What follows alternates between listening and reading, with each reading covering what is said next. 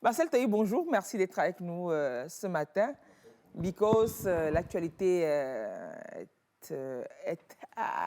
scolaire. Quoique ce soit bien la fin d'année scolaire. Merci d'être là. Globalement, on peut dire que l'année s'est bien passée, non? Oui, globalement, l'année s'est bien passée avec presque pas de perturbations par rapport aux années précédentes et avec des résultats assez satisfaisants dans la mesure où on a quand même dépassé au niveau des 3 examens sommatifs, CPD, BPC, Bac 1 pour l'instant. On a dépassé les 60% de taux de réussite et ça, c'est assez encourageant et ça dénote que l'année s'est quand même bien passée. Mais au niveau du BPC, ça a chuté, non? Ou bien, je ne sais pas. On n'a pas perdu de points par rapport à l'année dernière. Même si on a perdu, c'est tellement négligeable. OK. C'est négligeable parce qu'on est dans les 60... On a dépassé les 70%. Au BPC? Je pensais que c'était ou bien c'est au niveau du probatoire qu'on a eu des chiffres quand même assez bas. Non, on a eu j'ai les chiffres ici. OK. Allez, le temps de fouiller, c'est juste pour vous dire bonjour. Hein, mais sinon, on va en parler tout de suite. Tout de suite, c'est les infos décalées. Et on commence avec une information qui va vous faire plaisir. C'est au Sénégal, même qui vont faire. Au Sénégal, ce gars, il s'est déguisé en femme. Sans doute, vous l'avez eu sur les réseaux. Il s'est déguisé en femme pour aller composer au bac à la place de sa copine, Danielle. Ils ont été jugés. Oui, c'était une preuve d'amour. Non, le gars a dit qu'il a fait ça par amitié, pas par amour. Oui. Il dit qu'il a fait ça par amitié, qu'il n'a pas fait ça par amour. Que sa copine était malade, mais elle avait un truc comme ça, je sais pas. Non, mais c'est des histoires. C'est des histoires. Il a voulu aider sa copine. C'est au 3e jour des examens qu'on l'a eu. Donc, on ne sait pas il a commencé depuis. On ne sait pas s'il a commencé depuis. Non, il disait qu'il n'a pas commencé depuis, que c'est ce jour-là que la copine ne se sentait pas bien. On attrape le voleur, il te dit que c'est le jour-là que je suis venu. Donc, il s'est déguisé comme on le voit là. Et c'était à l'épreuve d'anglais. À l'épreuve d'anglais. À l'épreuve d'anglais qu'on les a eus avec le masque et son accoutrement et tout ça. C'est une femme. C'est une femme qui les a eus. Oui, elle a constaté que non. Cette femme-là. Cette femme, vraiment, elle est trop homme pour être femme. Elle est trop homme pour être femme. Et elle a poussé la curiosité et finalement, il s'avère que c'est un garçon. C'est un garçon et on l'a pris immédiatement à la police. Elles sont celles-ci, bon, c'est pas lui-même son délit de s'habiller en femme. Oui, au moment où il composait, la jeune fille l'attendait dans un hôtel pas loin de l'établissement. Donc la jeune fille malade qui l'attendait dans une chambre d'hôtel pas loin du centre de cri. Peut-être c'est hôtel comme hôtel de lit. Merci. Hôpital, non, c'est la clinique. D'accord. Trop de tordaisons dans la tête ici. D'accord, après c'est dit que c'est moi. Je sais même pas moi, je pense. Non, c'était juste pour trouver des... Mais comme tu l'as dit, ils ont eu la chance de reconnaître le tort. Ils ont reconnu devant le juge. Parce que quand on les a pris, on les a déposés directement... Est-ce qu'on traîne encore avec ça? Sous mandat de dépôt. Et ils ont reconnu devant le juge leur tort. Donc, ils ont été condamnés à 1 mois de prison. Avec sursis, mais 7 jours fermes. Donc, ils vont passer 7 jours en détention. Ils ont été condamnés jeudi. Donc, la semaine prochaine, je crois, mercredi ou jeudi encore, ils sortiront. C'est ça. Oui. Donc, ça veut dire que la fille, même, elle va repasser encore le bac l'année prochaine, ça? Oui, maintenant, c'est pas fini. On ne sait pas s'il y a des sanctions. Ça, c'est au pénal, ça. Ça, c'est au pénal. C'est au pénal. Maintenant, il peut y avoir sanctions administratives. Ils encouraient 1 mois à 5 ans d'emprisonnement. Maintenant, comme ils ont été honnêtes devant le juge, le juge a été clément. C'est pour ça qu'ils ont pris que 7 jours de... Voilà. Maintenant, on ne sait pas si l'administration va décider... Comment on ne sait pas si? Forcément, mais bon. Dans les 2 cas, parce que le garçon aussi est étudiant, donc dans les 2 cas, les 2...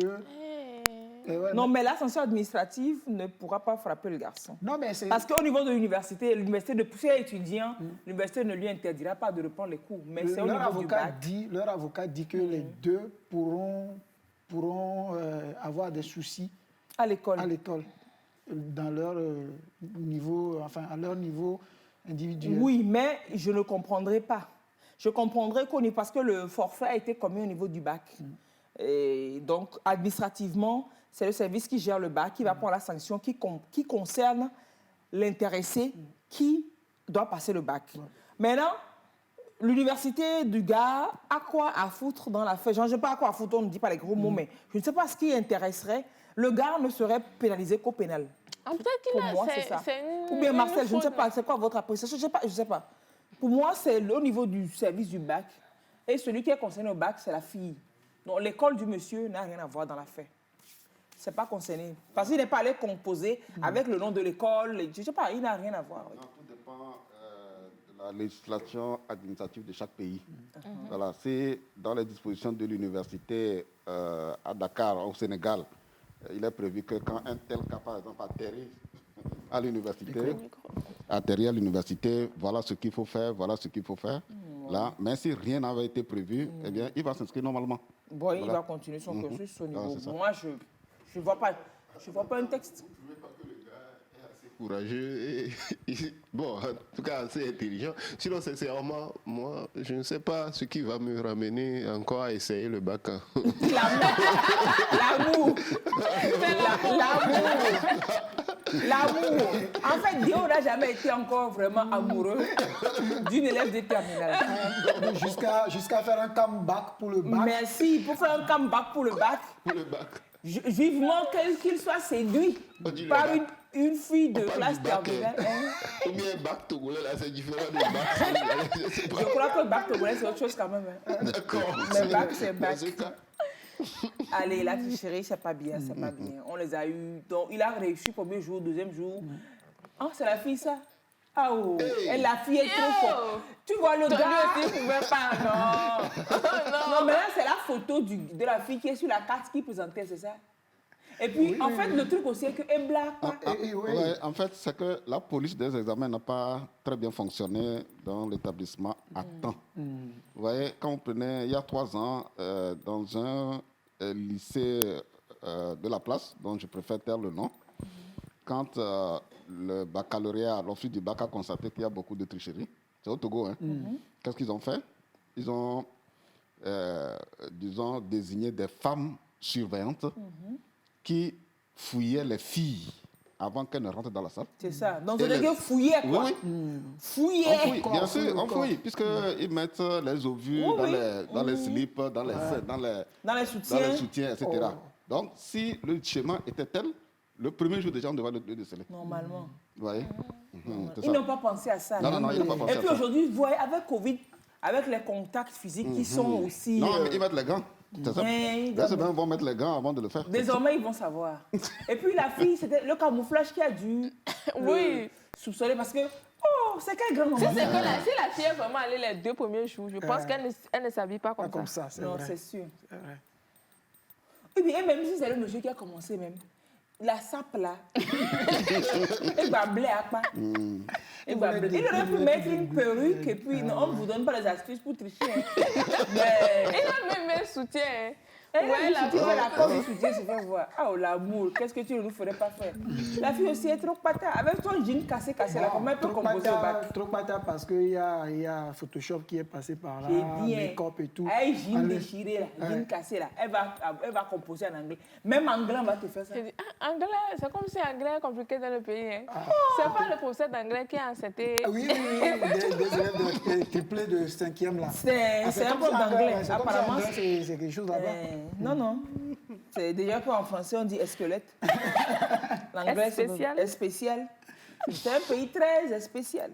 Allez, on va quitter le Sénégal pour le Gabon. Oui. Et là, c'est pas mieux toujours. On parle du bac. Marcel, vous allez être content encore. C'est une fille toujours. Hein. C'est grave. Bon, comme prévu, elle a échoué au bac. Comme prévu, elle a échoué au bac. Vous savez ce qu'elle a fait?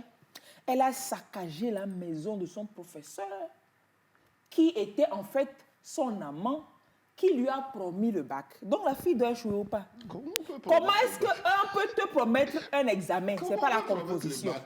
Ton enseignant, qui est ton amant, te promet le bac. Donc ça veut dire que tu as échoué d'office. Si tu as pu rentrer dans... Si tu as pu être convaincu que quelqu'un peut te donner le bac, un enseignant peut te donner le bac, c'est que tu as échoué d'office d'avance.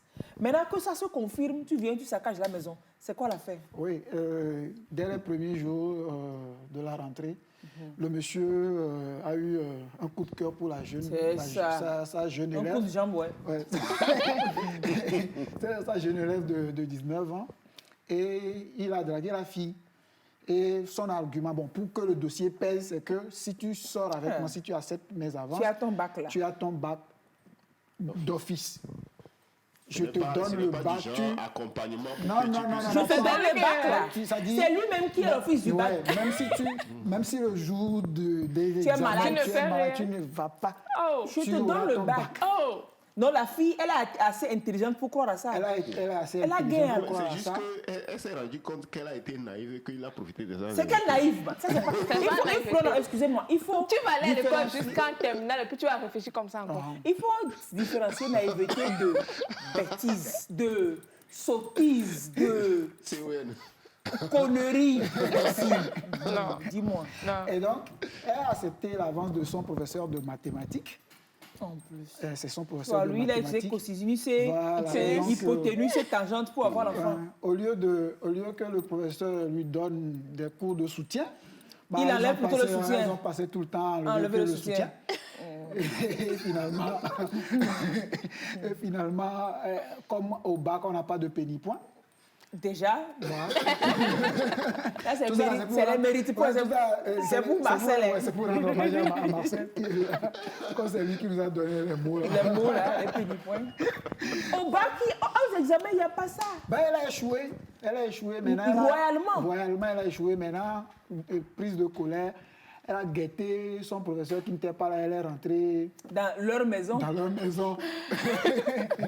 De jeu. Elle est allée saccager. C'est les voisins qui entendaient des choya.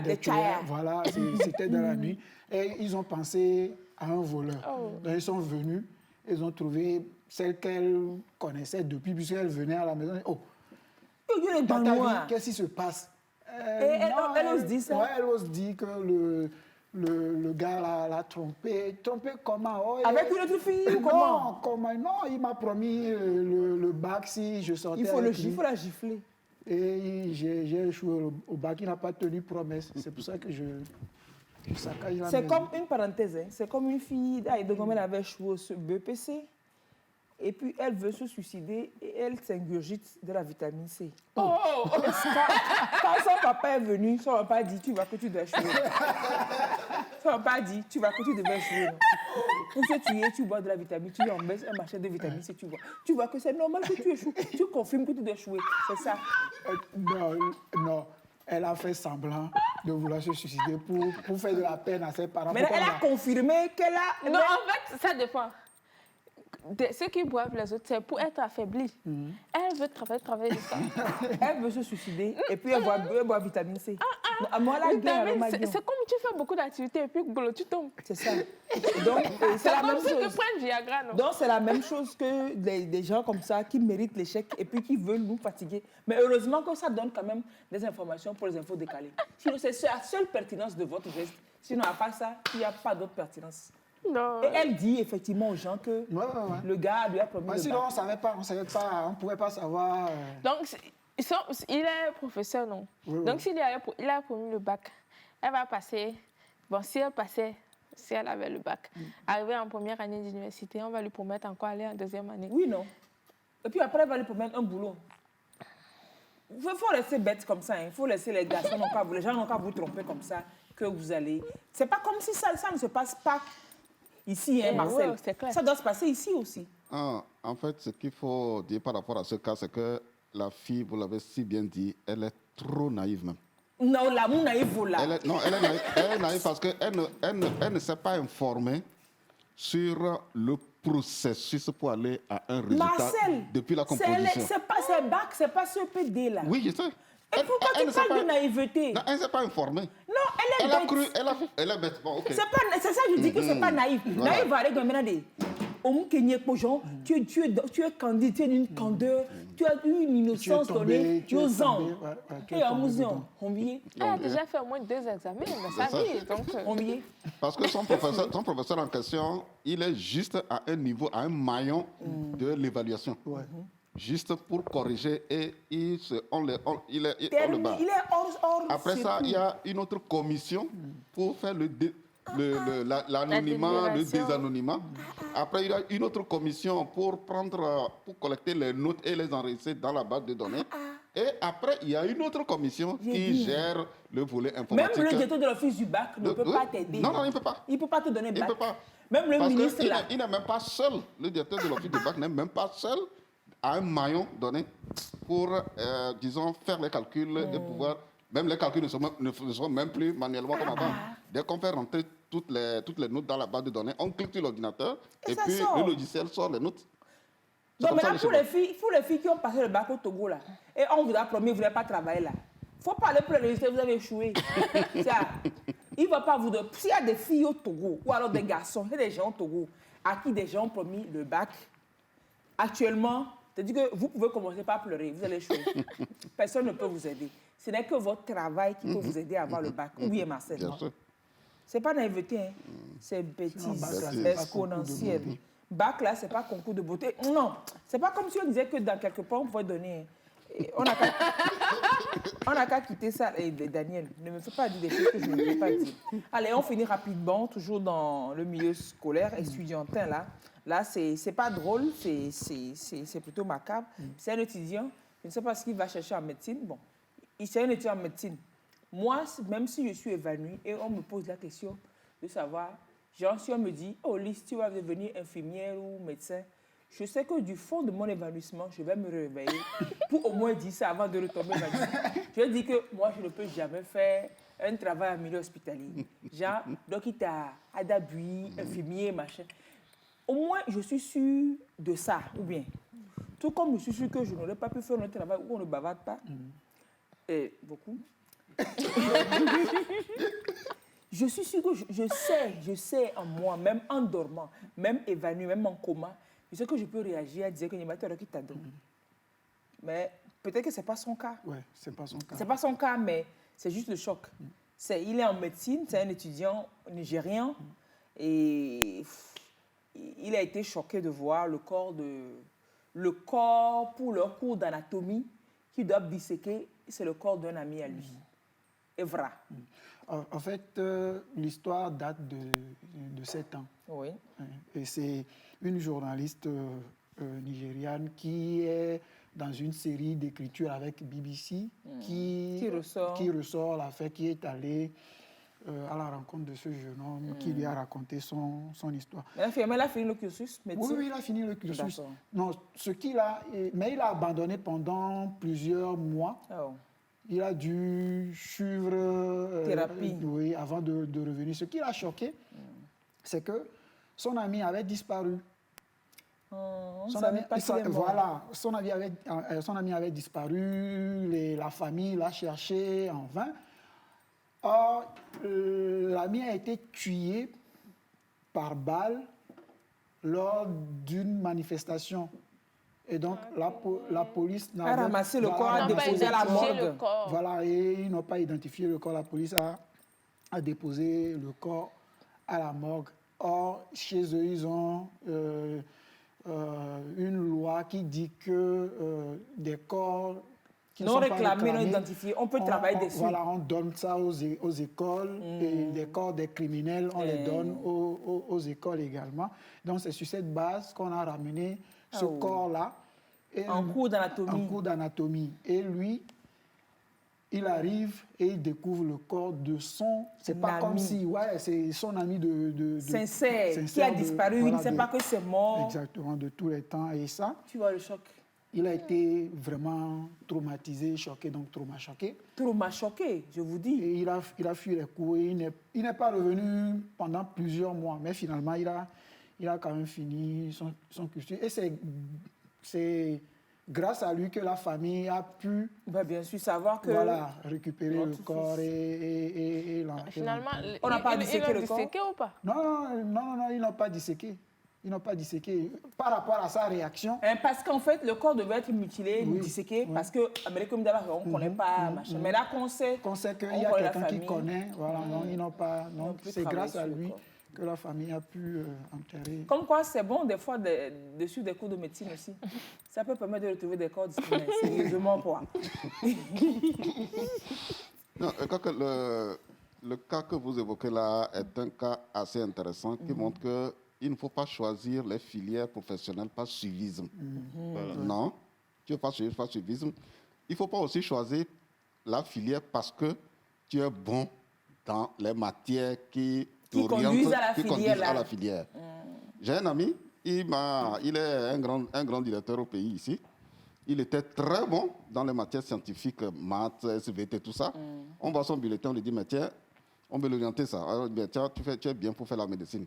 Il dit, oui, je suis bien pour faire la médecine, mais je ne supporte pas de voir le sang. Merci. Qu'est-ce qu'il allait faire? Il allait faire une thèse en spécialité de l'éducation au Canada. Terminé. Tu vois? Terminé. Donc, voilà. Terminé. Il est dans son élément. Et l'autre élément, par rapport à ceux qui font un parcours avant d'arriver à l'université et qui sont, par exemple, intéressés par telle filière ou telle autre, c'est en vacances comme maintenant qu'il faut visiter des milieux professionnels dans lesquels tu veux travailler. Pour voir la réalité du Très bien. milieu. Les spécialistes vont t'expliquer tout pour voir si tu vas confirmer de rester ou de continuer là-bas ou bien tu changes rapidement. Avant qu'il ne soit trop tard. On ouvre le corps humain, on déchire, voilà. Et puis on dit... Moi j'ai déjà entendu une histoire de quelqu'un qui, au contraire, c'est pas qu'il n'aime pas le sang. Il fait quoi? Bon, c'est pas quelque chose qui lui fait peur.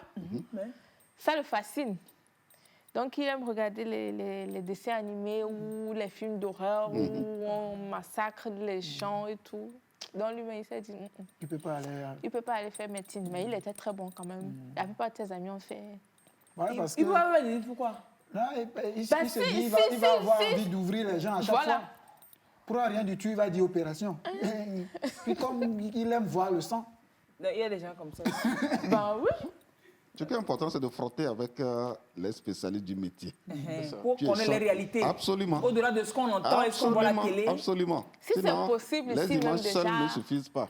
Dès le lycée, de côtoyer des médecins, des pas que ça, même pour ceux qui travaillent, pour non, vous qui disent, je vais travailler à la télé, venez voir, on ne gagne pas beaucoup. Si tu veux supporter, c'est compliqué. Déjà, il faut supporter la clim. Il faut déjà venir, pour ceux qui rêvent de travailler à la télé, il faut venir les samedis voir. Si tu veux travailler jusqu'à 22 heures, voilà. Si tu peux accepter, savoir quand tu quittes la maison, mais quand tu reviens, tu ne sais pas. Voilà, c'est vrai, il faut que les enfants fassent des bains comme ça. C'est pour ça que quand nous travaillons souvent avec les élèves et les enseignants, les chefs d'établissement, nous leur disons que si vous voulez véritablement faire de l'orientation, c'est vrai, c'est bien de faire venir un spécialiste de l'orientation. Qui leur parle de ça, mais bon. Mais il serait plus utile de prendre les professionnels de certains corps. Oui. C'est eux qui vont venir faire des échanges avec les élèves. Ceux qui vont venir travailler dans la communication, mais prenez des journalistes qui ont fait déjà 7 ans à 10 ans, 2 ou 3, c'est eux qui vont venir échanger avec les apprenants. Vous voyez, la médecine, la communication, même chose. Donc c'est comme ça que les élèves peuvent s'imprégner des réalités professionnelles avant de s'engager. C'est ça, c'est clair. Et donc lui, Abou dit qu'il ne fait pas trop frais ici, il veut... Abou veut allumer la climatisation. Il veut... Bon, pour tous ceux qui rêvent de travailler à la TVT, venez. Venez. Et puis vous allez voir. Bon, prévoir manteau en arrivant, s'il vous plaît. Prévoir manteau en arrivant. Super. Daniel, merci bien. Je vous en prie. Merci. Et puis, on ne va pas souffler, on va rester avec Marcel Toyi en même temps. Marcel, tiendra ou tiendra pas les cours de vacances cette année? Non, les cours de vacances auront bel et bien lieu. Gratuitement? Non, ça ne peut pas être gratuit, ça c'est clair. Hein, parce pourquoi? Il ne faut pas aller à l'encontre de la décision du ministre. C'est quoi ça? Non, ça ne peut pas être gratuit parce que quand un enseignant, disons, donne de son temps, laisse ses vacances, il aurait pu voyager, etc. Il donne un peu de son temps. Mais il faut quand même que son déplacement de son lieu de résidence au lieu de travail, ça peut être dans l'école quand même, soit motivé. Quelqu'un lui a demandé? Oui, quelqu'un lui a demandé. C'est les parents d'élèves qui sont... Ailleurs, c'est des parents d'élèves qui se sont organisés. Ailleurs, c'est les associations des étudiants de telle localité ou bien de telle autre qui se sont organisés pour faire ce cours. Pour faire ce cours. Et parmi ceux qui vont faire ce cours aux élèves, il n'y a pas que les enseignants, il y a aussi des étudiants. Donc, quand c'est organisé, c'est structuré et c'est voulu par des parents d'élèves, vous ne pouvez pas demander, par exemple, à des enseignants de venir le faire gratuitement sans rien prendre. Ça, ce n'est pas possible. Donc, c'est pour ça que... Oui, mais est-ce que vous comprenez quand même la pertinence? Est-ce que vous saisissez la pertinence de la décision du ministre? Ça part d'un constat. Non, pour nous, la décision du ministre, le ministre, lui, il a reçu des informations probablement de ses conseillers et du responsable chargé des écoles privées. Parce qu'il a mis l'accent dans son communiqué sur les écoles privées. Alors, les écoles publiques sont sous sa responsabilité. L'activité qu'on peut mener en vacances dans les écoles qui sont sous sa responsabilité, ce qu'il décide, c'est ce qui va se faire. Oui, donc là, il n'y a aucun problème. Mais... Privé aussi, non? Non. Privé, l'État n'a pas investi pour les structures privées. Mais l'État gère, c'est pas parce qu'ils ne sont pas dans une république à part. Non. L'État n'a pas financé la construction des écoles privées. C'est clair. C'est des promoteurs privés qui l'ont fait. Maintenant, avant que le ministère ou le ministre ne s'ingère dans la gestion des infrastructures... C'est s'ingérer ça? C'est une gestion, bien sûr. Non, attends, je t'explique. J'attends. Avant que le ministre ne s'ingère dans la gestion des établissements privés en vacances, il faut un document d'accord entre l'association des écoles privées, n'est-ce pas? L'association des écoles privées et le ministère. Mais s'il n'y a pas ce document, je vous dis que le ministre peut prendre la décision, les responsables d'établissements privés vont faire ce qu'ils veulent faire de leurs établissements pendant les vacances. Le ministre peut fermer l'établissement? Il ne peut pas fermer l'établissement. Et pourquoi pas? Il ne peut pas. Et pourquoi? Quel est le document qui lui donne le droit de fermer un établissement privé? Il n'est pas ministre de l'Éducation publique. Non, Lise comprend que les choses doivent se faire sur la base des tests, des accords. Oui, mais dites-moi, excusez-moi, le ministre, par exemple, de l'enseignement supérieur, il n'est pas que ministre des universités publiques, il gère tout l'établissement de l'enseignement supérieur. Donc, on ne peut pas dire que c'est...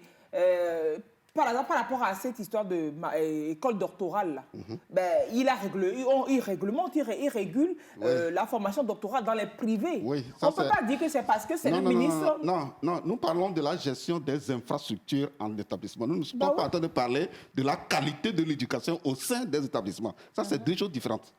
Ce que vous êtes en train de dire, c'est la gestion de la qualité de l'éducation parce que c'est les citoyens qui sont aussi dans ces écoles et qui doivent recevoir la même éducation, la même formation. Oui, par les mêmes modules, le même niveau d'enseignement. Oui. Ça, c'est une chose séparée de la gestion. Mais ces établissements d'enseignement supérieur, celui qui a créé l'établissement, prends un exemple, ESA. ESA veut organiser, par exemple... disons, une activité extrascolaire, par exemple, en vacances. Vous allez me dire que le ministre de l'Enseignement supérieur va s'immiscer, va demander l'autorisation au ministre avant d'organiser une activité extrascolaire en vacances dans son enceinte. C'est deux choses différentes. Ne mélangeons pas les choses. C'est deux choses différentes. Ici, il suffit seulement que dans la collaboration formalisée entre le ministère et l'association des promoteurs d'écoles privées, qu'il soit dit clairement qu'en vacances, ceci ne doit pas se faire, ceci ne doit pas... Et il signe un protocole d'accord. Si cela n'est pas signé, eh bien, ça, le promoteur va le faire, le ministre ne peut rien. Parce que si jamais le ministre vient fermer parce que ça devient un problème juridique et c'est à la justice que le problème va se trancher. Donc, oui, je vous dis, non, c'est ça. Mais est-ce que vous comprenez quand même pourquoi il dit ça? Personnellement, je ne suis pas adepte des cours de vacances, à la manière où ça se fait. Tu as un enfant peut-être qui va à une classe d'examen ou alors un enfant qui a des lacunes. L'enfant se repose en vacances. Oui, peut-être, mais à l'approche, on peut soutenir l'enfant à tel niveau ou à tel niveau.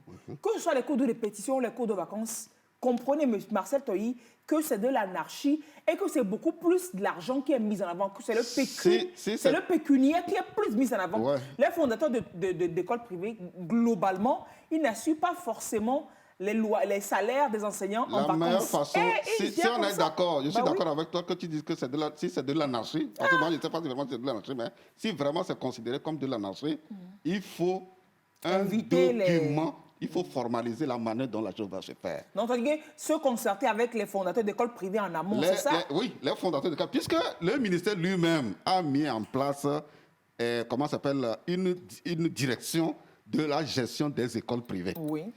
C'est de voir, peut-être que vous pouvez, si vous avez le temps, c'est de l'inviter, c'est l'ex-l'honorable Biello. C'est lui qui gère les écoles privées pour le compte du ministère de l'enseignement primaire secondaire. Donc, logiquement, si vous le faites venir sur ce plateau, il va vous dire s'il existe un document formalisé de la manière dont les écoles, les infrastructures des écoles privées doivent se gérer en vacances. Si c'est formalisé, c'est signé, là, le chef d'établissement est obligé de tout soumettre à ce qui est convenu entre le ministère et... Dans le document. Alors, dites-moi, ce qui veut dire que même la gestion des cours de répétition rentre dans le même schéma dont vous parlez. En vacances. Pas pendant les cours. En année scolaire. En année scolaire, ce que le ministre avait dit. Pour les cours de répétition. Ça, c'est normal parce que là, ça pose un réel problème parce que ça désavantage ceux qui n'ont pas les moyens de payer. Ici, si les cours de vacances dans les écoles privées sont voulus par les associations des parents d'élèves, par exemple. Qui a dit que c'est voulu par les associations? Non, je dis, c'est une hypothèse que je suppose. Si c'est voulu par les associations des parents d'élèves, si c'est voulu aussi par les communes, tu sais que dans le cadre de la gestion de l'éducation en mode décentralisé, la gestion des écoles... Les écoles relèvent aux communes. Aux communes. Alors, les écoles primaires, c'est à partir du lycée depuis que ça part. Depuis le préscolaire jusqu'au collège, est géré par les communes. Mais si c'est la commune qui a donné l'autorisation, le ministre va dire non. Avant même que la commune donne l'autorisation, la commune doit travailler étroitement. C'est pour ça que dans le cadre de la gestion de l'éducation en mode décentralisé, il faut que les communes travaillent étroitement avec le ministère. Et que tout soit formalisé. J'insiste sur le mot formalisé. Donc, une commune, peut-être maintenant, peut porter réserve par rapport à ces décisions. Mais bien sûr, pourquoi pas? Bien sûr, il peut porter réserve. Parce que c'est la commune qui gère les établissements, n'est-ce pas? Oui, mais le ministre, il couvre tout le territoire. La commune, c'est un ressort territorial. Oui, c'est pas parce qu'il couvre tout le territoire qu'il peut poser un acte ou interdire quelque chose qui n'est pas signé, qui ne fait pas l'objet d'un accord, d'un consensus. Qui n'est pas légal, parce qu'il n'est pas sur la base. Parce que si vous n'allez pas les gens au consensus, le jour où les chefs d'établissement ou bien les promoteurs privés, on les appelle comme ça, les promoteurs privés, qui existent légalement parce que c'est en association reconnue par le ministère de l'Organisation territoriale. C'est eux qui doivent normalement porter plainte parce qu'aucun document formalisé n'interdit un promoteur privé d'organiser des cours de répétition en vacances. Bon, des cours de répétition payants. Mais si c'est payant et que les chefs d'établissement, les parents de ces enfants ont estimé que ça occupe utilement leurs enfants et que les enfants ne vont pas s'occuper de futilités pendant les vacances, pendant qu'ils ne sont pas à la maison, que c'est utile pour eux, ils sont prêts à contribuer d'une manière ou d'une autre. Mais moi, je ne vois pas en quoi cette décision du ministre va s'appliquer là-bas. Alors, la pertinence, oui, c'est les vacances. Est-ce que pendant les vacances, les enfants ne sont pas plutôt appelés à faire des activités extrascolaires que de faire... Oui, mais les cours de vacances, qui va organiser les activités extrascolaires si l'école, je me dis que le ministre n'interdirait peut-être pas, si l'école organise des activités pour occuper les enfants, que ce ne soit pas des cours, mais des activités extrascolaires pertinentes pour occuper les enfants, comme vous le dites, pendant les vacances. Ça se trouve dans quel document décidé par le ministère? Quel est le document dans lequel le ministère a écrit? Tout est affaire de document. Mais, mon cher, il faut formaliser tout. Si vous ne formalisez pas, vous créez le désordre et vous mettez votre bout dans une affaire qui ne marchera pas, les gens ne vont pas suivre. Je vous dis la vérité. Il faut tout formaliser. Mais quand vous me dites qu'il ne peut pas fermer, pourquoi il ne peut pas fermer? C'est le ministre, là. D'accord, il va fermer, mais je vous dis que les promoteurs privés vont saisir la justice pour que le ministère démontre le visa, le document sur la base duquel la décision a été prise. Exactement, c'est ça. C'est ça qu'on appelle l'état de droit ou bien? C'est ça qu'on appelle l'état de droit. C'est ça qu'on appelle l'état de droit. État de droit, c'est tout est sous forme de loi, de test. Selon, vu, considérant. Exact. C'est vers là qu'il faut aller. Et même l'occupation des enfants dont tu parles. Mais il faut que le ministère, si le ministère gère les écoles, il faut sortir un document pour accompagner ceux qui doivent organiser les activités pendant les vacances. Comment ça doit se faire? Et quel est l'accompagnement que les responsables de ce qu'on appelle la division enseignement vie scolaire des directions régionales de l'éducation qui relèvent du ministère, quel est l'accompagnement qu'ils doivent donner à ceux qui doivent l'organiser? Même les cours de vacances, vous savez que c'est eux qui doivent appuyer. Si on devait organiser des cours de répétition, c'est les responsables de direction, c'est eux qui doivent appuyer. Parce que là, le libellé de la division est clair. Hein? Division, enseignement et vie scolaire. Vous voyez? Quelle est leur prérogative? Invitez-les un jour, je vais vous donner certains contacts, vous les invitez un jour, ils vont venir décliner leur prérogative, ce qu'on leur a confié comme mission d'appui pour les écoles, par exemple, pour les semaines culturelles, etc. Vous savez que pour les semaines culturelles, ils ne donnent aucun appui aux écoles qui organisent les semaines culturelles. Et peut-être que c'est les écoles qui devraient solliciter, normalement. La chose doit se passer de façon dans un courant cybernétique. C'est-à-dire que les écoles peuvent venir vers eux. S'ils connaissent, voilà, s'ils connaissent leur mission, et eux aussi doivent envoyer des courriers aux établissements pour les informer que nous sommes là. Et voilà ce que nous avons reçu comme mission de vous accompagner en faisant ceci, en faisant cela. Voilà comment les choses doivent se passer. Mais si ça ne se passe pas comme ça, mais vous laissez les gens, ils vont faire comme ils veulent. Alors quelqu'un dit, je ne suis pas d'accord avec votre invité. Donc si une école décide que dorénavant, les cours se feront de janvier à septembre, et prendre les vacances d'octobre à décembre, le ministre doit rester en retrait. Non, il n'a rien compris. Il n'a pas compris ce que nous sommes en train de dire. Il n'a pas compris. Et puis il n'a pas dit ça. Je n'ai pas dit ça non plus. Vous dites par rapport donc, à l'année scolaire, le ministre a tout son droit. Maintenant, pendant les vacances, le ministre ne peut pas s'ingérer dans la gestion de l'école, de l'infrastructure privée mise en place par quelqu'un. Tant qu'il n'y a pas de tests qui interdisent ou qui accordent telle prérogative à tel établissement. Celui qui a posé la question n'a qu'à comprendre qu'on ne peut pas être dans une institution sans que l'autorité ou le ministère qui est en charge de la gestion ne codifie pas, ne mette pas les tests et n'oriente pas à travers une division qui est chargée de donner l'appui. C'est-à-dire que c'est, comme on dit, une feuille de route aussi. Bien sûr. Gouvernement. Bien sûr, consigné dans un document. Est-ce qu'il n'y a pas de document feuille de route? Oui. Il n'y a pas un document? Il y a bel et bien un document. Mais est-ce oui, Wally. Oui. Non, allez-y, je voulais poser une question, mais allez-y, allez-y. Non, j'ai fini, pose la question maintenant. Non, c'est-à-dire que... Non, pour la qualité de l'éducation, est-ce que toutes ces mesures que le ministre prend ne vont pas dans le sens des recommandations, par exemple, du plan sectoriel d'éducation ou bien de la qualité de l'éducation nationale, parce que les enfants qui vont sortir du privé ne serviront pas dans un autre Togo que ceux qui sortent du public. C'est la même éducation. Les écoles privées, les promoteurs du privé ne font qu'accompagner l'État dans une mission qui est nationale, qui est régalienne, qui est genre, l'éducation, elle est une et indivisible, je dirais. Donc quelqu'un ne va pas choisir que de faire comme ça, que de faire comme ça. L'école, c'est l'école.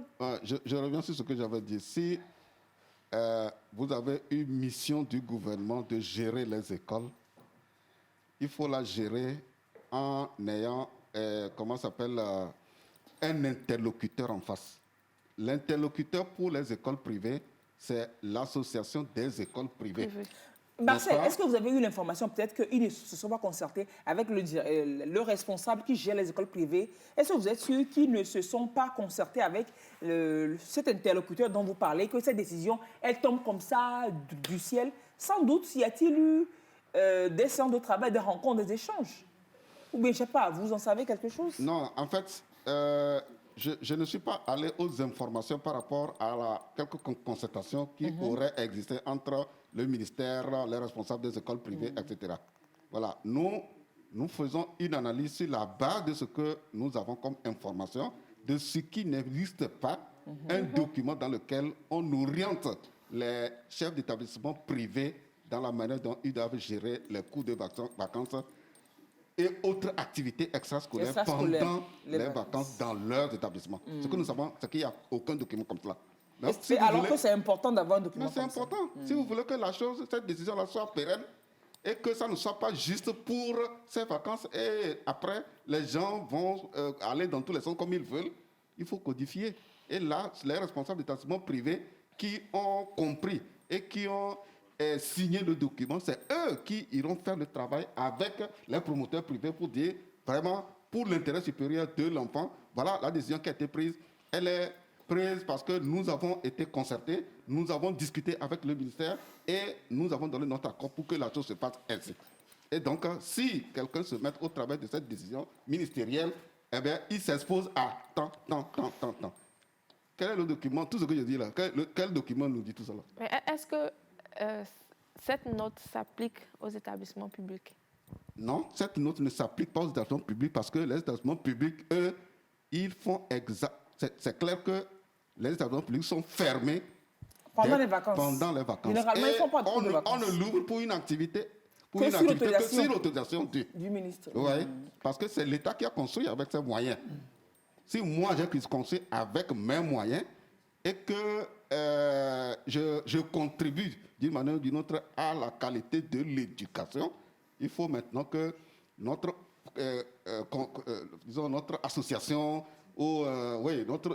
notre association travaille sur la base d'un document formalisé, d'un accord. Vous voyez, on travaille ainsi avec le ministère pour que nous puissions rester dans la droite ligne de l'orientation que le ministère a donnée. Alors, M. Marcel Toye, pour organiser par exemple une activité aujourd'hui pour les enfants, genre colonie de vacances pour des élèves, mais précisément des élèves, quelque chose qui rentre dans le cadre de l'école, même si c'est en vacances, je pense qu'on doit avoir une autorisation du ministère de l'Éducation, de l'enseignement. Parce que quelqu'un dit, je voudrais demander à M. Marcel si le ministre n'a pas droit sur la gestion des élèves pendant les vacances. On comprend qu'il n'a pas droit, on ne comprend pas qu'il n'a pas droit sur les infrastructures privées.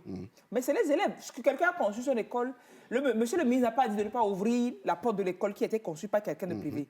Mais il parle des élèves qui, qu'ils soient du public ou du privé, sont de son ressort. D'accord, je suis d'accord. La ressource humaine. Oui, je suis d'accord avec lui, mais que lui aussi, il comprenne qu'au même moment où le ministre a l'autorité d'orienter ceux qui gèrent les élèves, donc les chefs d'établissement publics comme privés, qu'il les oriente en consignant dans un document et non dans un arrêté ou bien dans une décision telle que ça a été balancé là.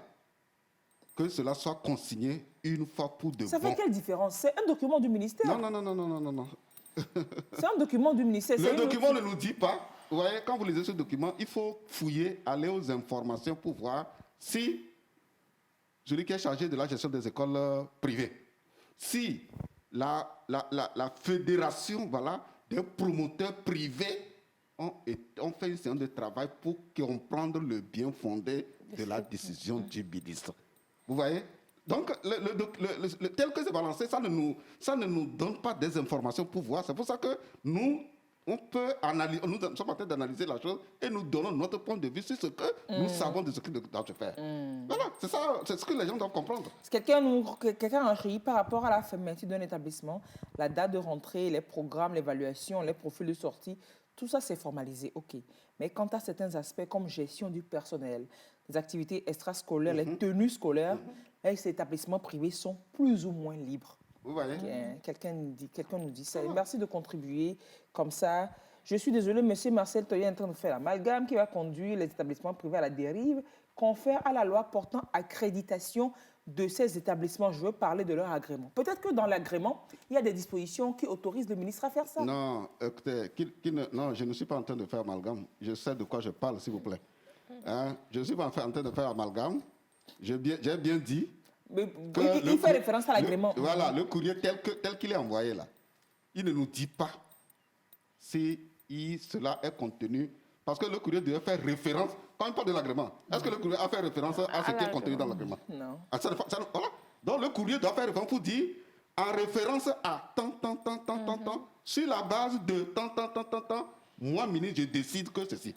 Là, le courrier est clair, personne, il n'y aura pas de débat. C'est parce qu'il n'y a pas de visa dans le courrier qu'il y a un problème pour vous. Ben, bien sûr. Mais tel que dit là, il y a débat. Les gens doivent critiquer, les gens doivent chercher à comprendre. Pour comprendre la meilleure, la meilleure option. Sinon, on n'est pas en train de faire amalgame. Voilà. Alors, si pendant les vacances, une école décide de faire des activités, elle doit d'abord avoir l'aval de l'inspection. Informer l'inspection de ce qu'elle veut faire. Très bien. Si pendant ces activités, il y a par exemple un incident, on va s'adresser à qui? Le ministre a toujours son droit de regard. Je comprends qu'il faut avoir des tests clairs pour formaliser ces choses, mais ce serait abusé de dire que le ministre n'a aucun droit sur les écoles privées en vacances. Voilà. Ce monsieur, il a bien fait une bonne analyse. C'est maintenant que on est en train de rentrer dans le débat tel que ça devait se faire. Oui, vous êtes promoteur d'un établissement privé sur le territoire. Vous voulez mener une activité, quelle que soit l'activité. Ce n'est pas seulement les cours de vacances. Voilà. On informe l'inspection. Absolument. Tant que ça implique des élèves. Très bien, parce que l'inspection a la mission de gérer et les écoles publiques et les écoles privées dans la circonscription. Aujourd'hui, ce n'est même pas l'inspection seule, c'est les communes aussi qu'il faut informer. Vous voyez? Aujourd'hui, c'est aussi les communes aussi qu'il faut informer. Pour que toutes les dispositions, comme il a si bien dit, toutes les dispositions soient prises. Vous voyez? Et comme ça, on va sécuriser les lieux, on va s'assurer que les choses se font dans les normes telles que prévues par l'administration. Tel que prévu pour la politique de l'éducation. Exactement. Oui, c'est ça. Donc, moi, je suis parfaitement d'accord avec lui. Mais maintenant, donc, ça résout tout le problème. Ça ne résout pas tous les problèmes. Ça ne résout pas tous les problèmes. Mais aujourd'hui, pour que ça puisse résoudre le problème... Il faut un texte de base. Non, c'est pour que ça puisse résoudre le problème. Lise, moi, je vous demande de demander à M. Biello, qui est chargé de la gestion des écoles privées, de venir sur le plateau pour expliquer le bien fondé. Comment on en est arrivé à une telle décision. Vous voyez? Et là, ça vient compléter un peu les analyses et ça va confirmer ou infirmer ce que nous sommes en train de faire comme analyse. C'est des analyses que nous sommes en train de faire. Nous ne sommes pas en train de faire critiquer quelqu'un. Non, c'est des analyses, c'est clair. Alors, le truc aussi est que ce n'est pas comme si le ministre refusait les cours de vacances. Un peu pour corroborer ce que vous dites, c'est l'aspect payant qui gêne. Comme quoi, ce n'est pas la pertinence ou l'utilité des cours de soutien de vacances qui sont indexés, mais c'est le caractère payant. Est-ce que ce n'est pas une façon indirecte d'imposer au directeur d'école ou à le responsable d'école de prendre en charge autrement les enseignants en vacances que de le faire payer par les parents? Parce que oui, il y a des écoles, on s'entend. Il y a les écoles privées, ce n'est pas toutes les écoles, mais il y en a qui, à la base, déjà, le salaire n'est pas bien. Vous entendez que le salaire n'est pas bien, mais tu vas compléter avec les cours de répétition. Au coupé entre-temps. Et pendant les vacances, il y a plein d'écoles privées qui ne payent pas les enseignants pendant les vacances. 2 mois, c'est quel travail, je ne sais pas, et on ne le paye pas. Et donc, on peut combler, ou alors ils s'entendent peut-être à combler le vide pendant les 2 mois. À travers l'organisation de cours de vacances. Donc, finalement, l'utilité des cours de vacances, ce n'est pas ce qu'on apprend aux élèves, mais c'est permettre peut-être à l'enseignant de vivre pendant ces 2 mois-là. Donc, il faut qu'on fasse la part des choses. Donc, le ministre dit... Mais combien on paie pour ces cours de vacances? Moi, je ne sais pas. Mais c'est 1+1. Même si ça ne fait pas le salaire... Combien d'enfants viennent s'inscrire? Quelquefois, c'est 1000 francs. Bah oui. Mais s'il y a 30 élèves, 1000 francs, ça me fait 30 000 le mois. Peut-être que ça dépasse même le salaire de l'enseignant des fois. Est-ce que c'est l'enseignant qui va prendre ça? Non, c'est pas le seul qui va prendre ça. Oui, mais bon, c'est parce qu'il y a quelque part quelque chose qui n'est pas très clair, qui a ces décisions. Oui, Marcel, est-ce que ce n'est pas une manière pour le ministre d'intimer l'ordre aux promoteurs de prendre en charge autrement les enseignants pendant les vacances?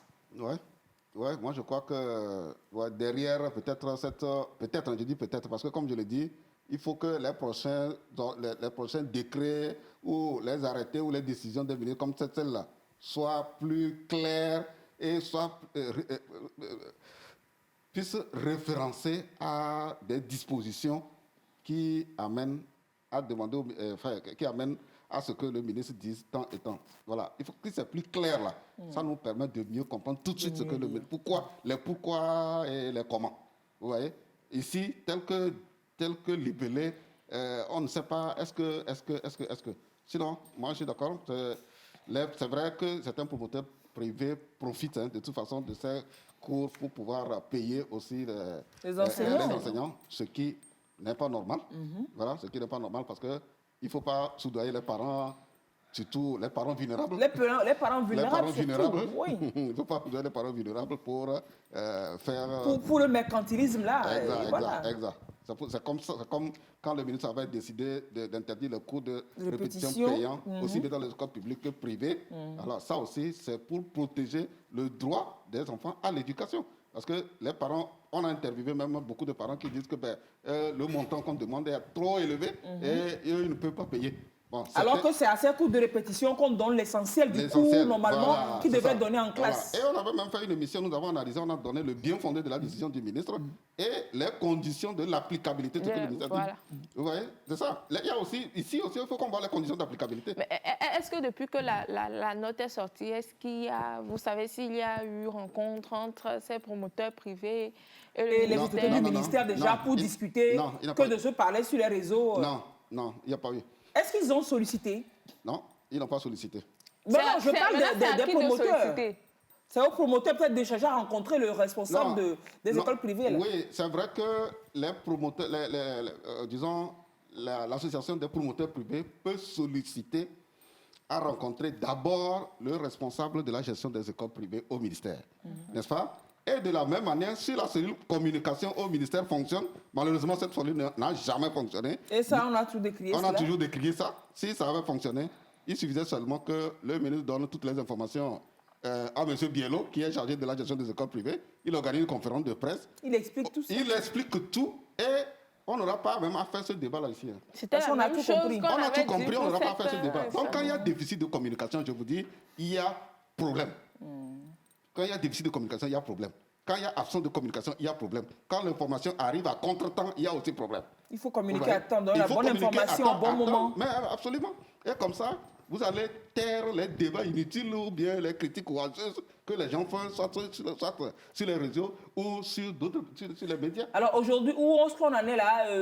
C'est pas comme si c'était des décisions qui sont prises en l'air, qui ne seront pas vérifiées, parce qu'il y a cette semaine la liste d'une trentaine d'établissements privés qui est sortie dans la presse, des établissements qui n'ont pas respecté l'interdiction de cours de répétition gratuits, comme quoi il y a une cellule quand même qui fait le suivi, dont le ministre a mis en garde ces établissements-là. Ce qui veut dire que si des écoles font aussi les cours de vacances qui vont à l'encontre de cette décision du ministre, c'est pas comme si on ne saurait pas, quoi. Alors que c'est la période. Mais comme M. Marcel l'a dit, il n'y avait pas de test qui réglementait. Est-ce que tu sais que on va fermer, vous allez... Le temps que vous soyez à la justice, l'école est fermée. Est-ce que tu sais que ces cours de répétition payants peuvent se faire hors des écoles privées? Tu sais ça?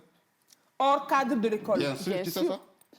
Oui, c'est possible. Donc, si vous ne voulez pas que les gens travaillent dans la clandestinité, réglementez les choses, accompagner les gens pour qu'ils fassent bien les choses selon les normes. Les gens vont les gens vont aller dans les maisons, ou aller dans les bars, dans les machins. Si ceux qui ont par exemple une maison où on a conçu que sur un quart de l'eau, il reste encore 3 quarts de l'eau, mais il suffit seulement de dresser des tables, comme une réunion familiale, où il y a des tableaux où on peut avoir 30 élèves avec un tableau. Le tour est déjà joué.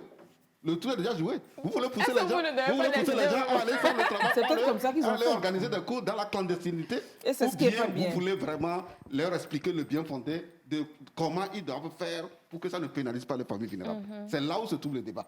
Voilà.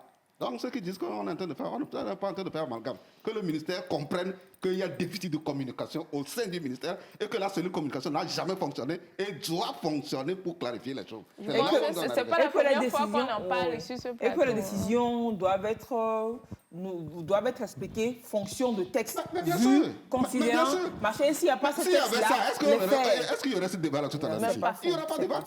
Donc finalement, on ne sait pas, il y a des gens qui peuvent être têtus, ils font les cours de vacances et la tête du ministre aussi, il va taper. On va dire, c'est Gakpo, il dit gang. Le ministre là, il a pris décision, il attache du respect à la décision.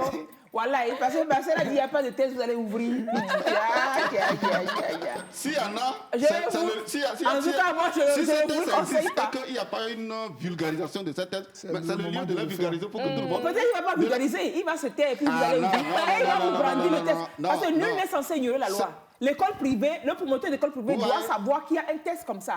S'il ne sait pas, après, il va ouvrir comme ça, parce qu'on dit qu'il n'y a pas de test, il ne va pas aller chercher, on va lui brandir le test et c'est lui qui sera fermé. Non, Lise, la manière dont la chose doit fonctionner, si ce test existait, dès que le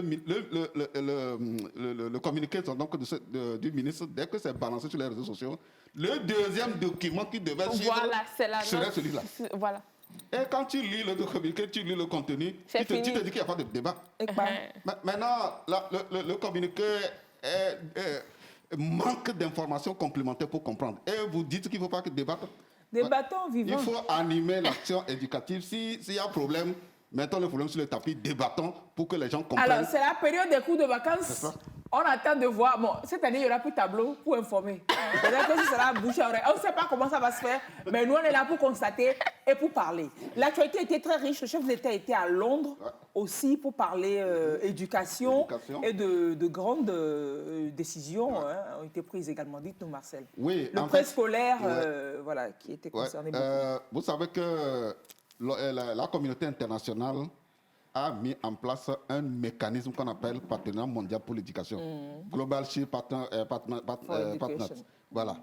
Et chaque 3 ans, on mobilise de l'argent, beaucoup d'argent auprès des donateurs, des fondations, des États surtout développés. Et on encourage les États bénéficiaires donc, de ces fonds à mettre plus d'argent pour la cause de l'éducation, en invitant aussi les opérateurs économiques, les promoteurs des grandes firmes à consacrer leur RSE, la responsabilité sociale et sociétale des entreprises pour l'éducation. En 2018, à Dakar, nous avons eu la chance même de participer au nom de la Coalition nationale togolaise pour l'éducation pour tous. Il y avait 6 chefs d'État. Voilà, notre président, ça coïncidait, c'était le 2 février 2018, à Dakar, où lors de cette conférence, on a mobilisé 1550 milliards étaient prévus d'être mobilisés. Et sur champ, les engagements ont permis d'avoir 850 milliards. Bon, le reste le travail de plaidoyer auprès des donateurs devrait se poursuivre pour arrondir les angles. Alors, cet argent sert à faire quoi? Cet argent sert à financer les projets éducatifs. Par exemple, le Togo a bénéficié en 2010 du PERI 1. Le PERI 1, c'est les fonds mobilisés en 2010, là, c'est ça qui a permis au Togo d'avoir le PERI 1 qui faisait quelque chose de 13 milliards. Et dans les 13 milliards, on a pu construire par exemple l'ENI Sotuboua, l'ENI Nyamtougou et l'ENI Adeta. Vous voyez? Et maintenant, après le PERI 1, le Togo a bénéficié aussi d'un second PERI, c'était le PERI 2, voilà, qui est fini il y a à peine 2 ans. Et le Togo vient d'avoir l'accord pour avoir le PERI 3. Vous voyez? Alors, donc, ce qui s'est passé à Londres, ça s'appelle conférence de reconstitution des fonds.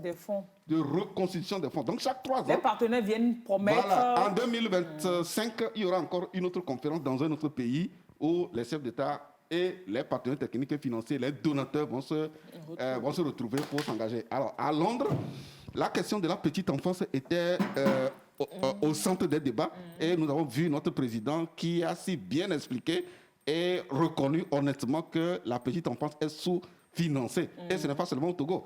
Voilà, c'est sous-financé. Pourquoi? Parce que il a donné le budget de l'éducation du Togo qui tourne autour de 25%, et ça vraiment, effectivement, les 25% en réalité, il n'y a pas l'apport des partenaires. Ce que, par exemple, quand tu prends, par exemple, ce que l'UNICEF donne, ce que Aide Action, ça ne fait pas partie. C'est la mobilisation de l'État, c'est les fonds de l'État. Voilà, les fonds de l'État, dans le budget de l'éducation. Et une étude qui avait été réalisée par la Coalition nationale togolaise pour l'éducation pour tous a démontré que sur les 25%, l'alphabétisation a moins de 1%, la petite enfance a 1,8%, le secondaire, non, le primaire, qui est la fille du roi, à 38%, ça c'est le primaire, le secondaire à 32%, l'enseignement technique à 7%, l'enseignement supérieur à 20%. C'est l'école primaire qui a toujours bénéficié bien sûr, parce qu'ils considèrent que ils sont plus vulnérables, c'est la base, et il faut mettre beaucoup plus le paquet.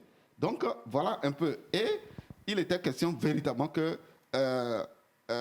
après cette conférence, que les États s'engagent soit à accorder un crédit spécial pour la petite enfance, en attendant d'augmenter le budget alloué à la petite enfance, parce que les études de l'UNESCO ont démontré clairement que, eh bien, à partir d'un enfant qui s'inscrit au préscolaire ou qui est inscrit au préscolaire a toutes les chances de ne pas échouer, de bien réussir, de ne pas échouer dans les deux, parce qu'il a toute la base, les compétences de base, il peut l'acquérir. Par exemple, et puis déjà, même des fois, l'orientation, c'est...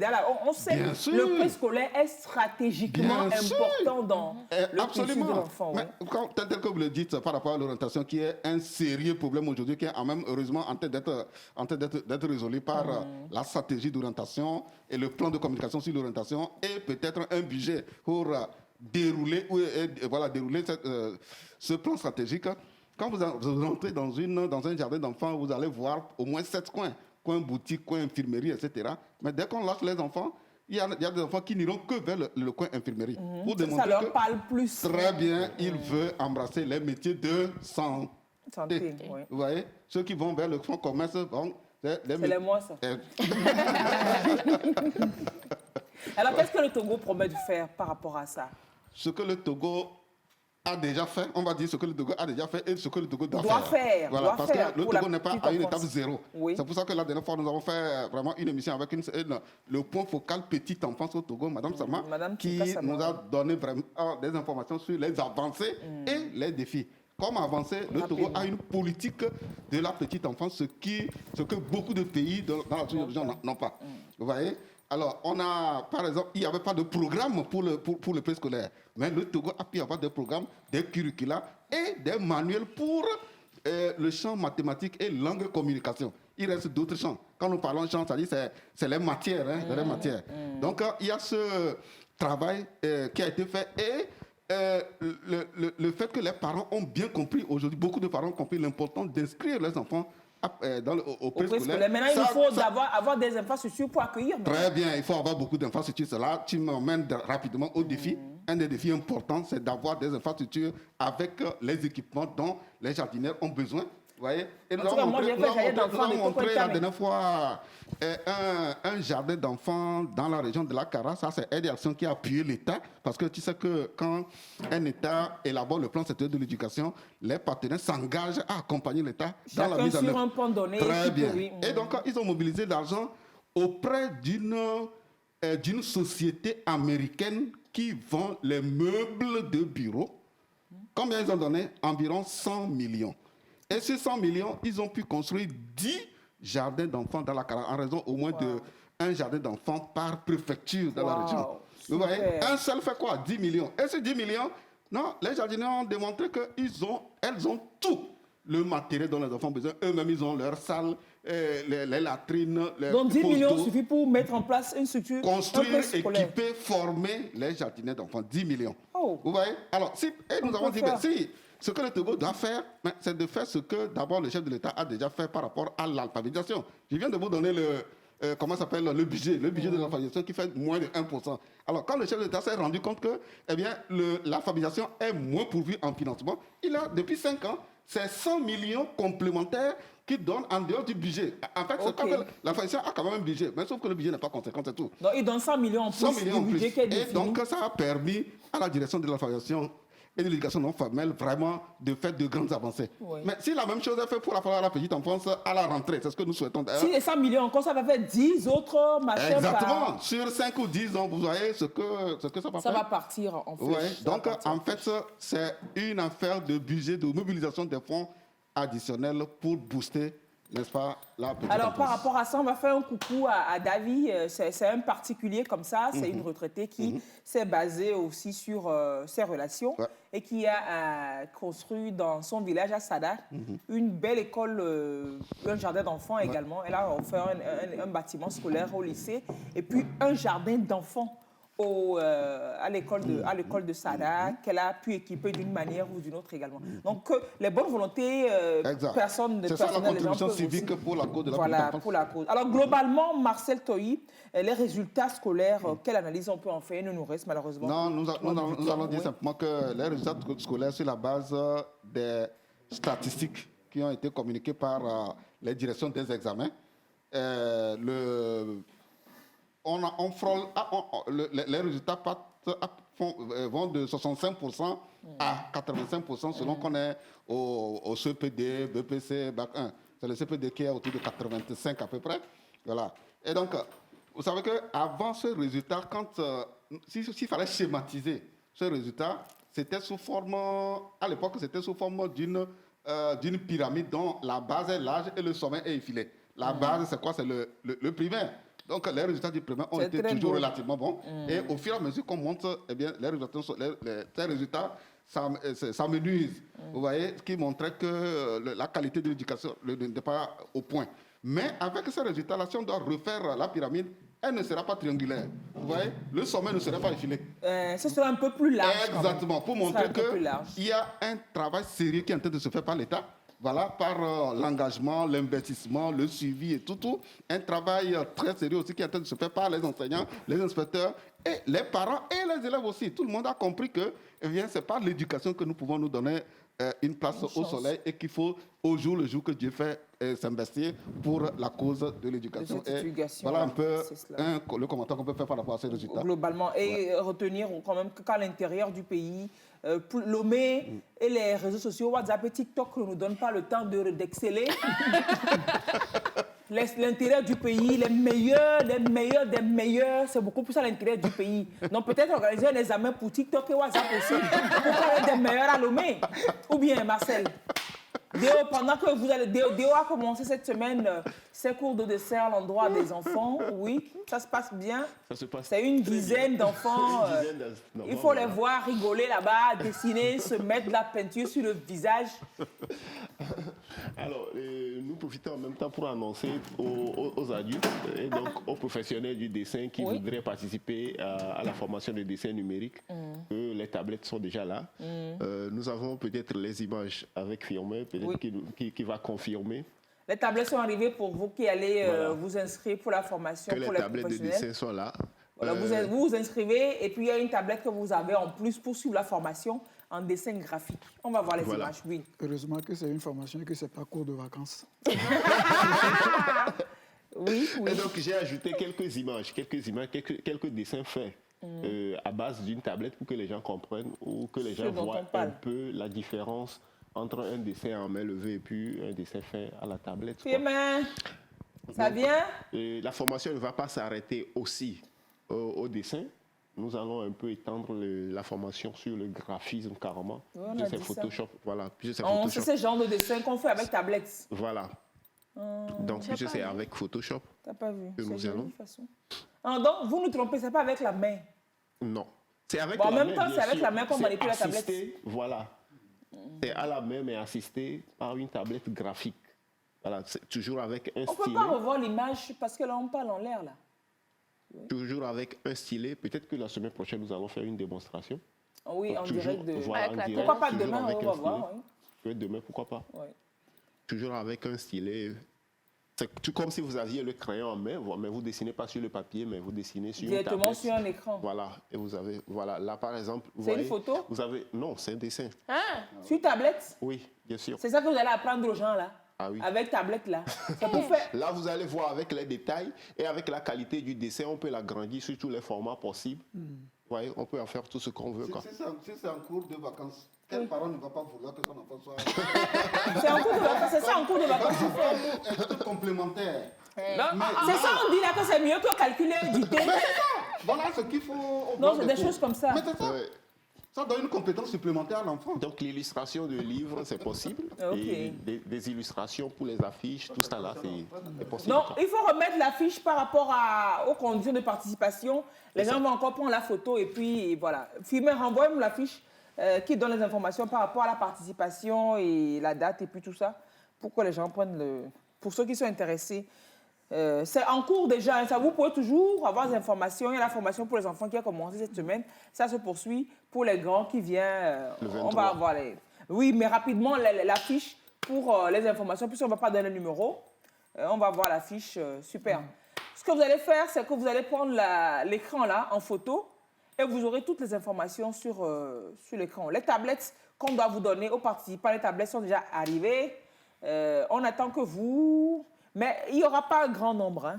Non. C'est juste une dizaine encore qu'on veut pour pouvoir accompagner assez bien. Voilà. Il reste que quelques places encore. Suivi aussi. Et il y a même stage ou contrat de travail possible pour les meilleurs apprenants. Il reste encore quelques places pour vous. Inscrivez-vous rapidement et puis voilà, super. Déo, merci. Je vous en prie, merci à vous. Je vous en prie. Marcel, merci beaucoup. Comme ça, le ministre vous a suivi, il a dit de monsieur Lémy raconte. Comme ça, j'imagine dans son salon et puis il va s'énerver un peu. Mais bon, qu'est-ce qu'il raconte? Qu'est-ce qu'il raconte? Bonjour monsieur le ministre et merci pour le travail que vous faites. Oui, c'est ça. Hein. On pose le débat et puis on peut réajuster, on peut confirmer et puis voilà quoi. L'essentiel c'est que pour l'éducation de qualité. C'est l'éducation de qualité que vous visez, que tout le monde vise au Togo, n'est-ce pas, Marcel? Super. Alors, donc bientôt, quand il y aura le concours WhatsApp et TikTok pour les gens de Lomé, pour les meilleurs, informez-nous. Mes chers amis, pour le moment, il n'y a pas ça encore. Vive les élèves de l'intérieur du pays. Vive les filles du Togo. Très belle journée. Les pères des filles du Togo. Oh, quitte là-bas. Vive les mères des filles du Togo. Allez, très belle journée à vous. Au revoir. Et à demain pour un nouveau Bala. Au revoir. Vive les filles. C'est nous les filles. T'as l'air tout triste. Je sais pas, je suis retombé sur de vieilles photos, ça m'a fait tout bizarre. Regarde, ça c'est dans un restaurant juste avant le confinement. Ah oui, je me souviens. Oh, il y avait du monde ce soir-là. Hein? La Chine. Oh, la Chine. Quand même, on en a fait du chemin. Hein? Quelle belle pandémie. Mais celle-là, je préfère pas la regarder. C'est la personne qui me manque le plus. Oh, t'avais une petite amie? Non, mais c'est tout comme. On était très très liés. Ben vas-y alors, montre-la-moi. C'est qui? Mon pangolin. Il était si gentil. Ah ben, mais qu'est-ce qu'il fait dans une soupe? Ils me l'ont bouffé, Corona. Non. Si. Oh ben, pas de chance. Mais bon, moi je dis merci, pangolin. Je veux retourner sur mon pangolin. Non. Si. Oh ben alors, on est foutu. Corona n'est pas grand, mais très embêtant. Covid est tout petit.